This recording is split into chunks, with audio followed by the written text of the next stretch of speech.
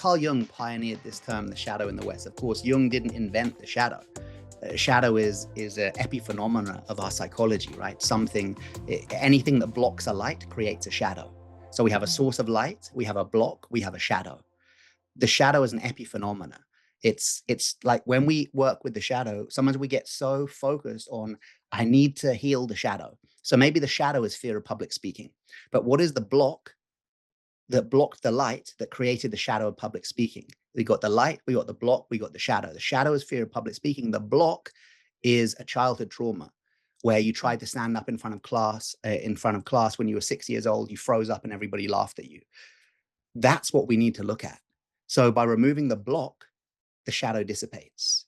There was never anything wrong with the shadow. You know, we get caught up that there's something wrong with the shadow.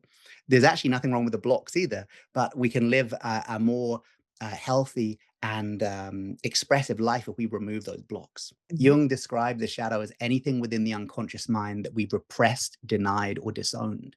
He said it was the dark side of the human psyche, but not dark meaning evil or malign, dark meaning yet to be illuminated.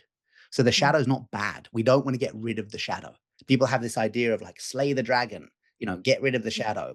Again, there's real kind of a Westo-Christian notion of like getting rid of the bad things, of the devil.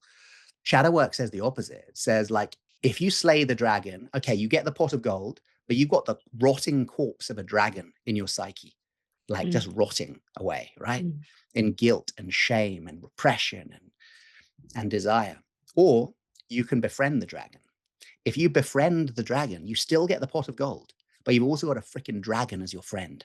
And anyone who knows the myths and legends and who's watched Game of Thrones will know, if you have a dragon as your friend, you have a very, very powerful ally. So we don't want to get rid of the shadow. We want to transmute its energy because it is the greatest energy source in the human psyche.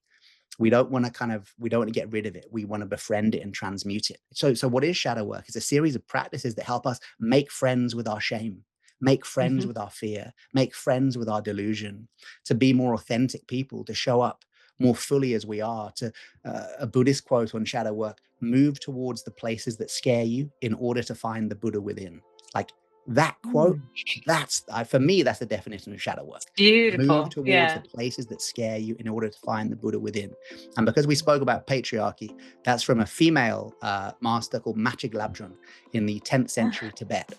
And she created this practice of Chö, of cutting through, of ultimate offering.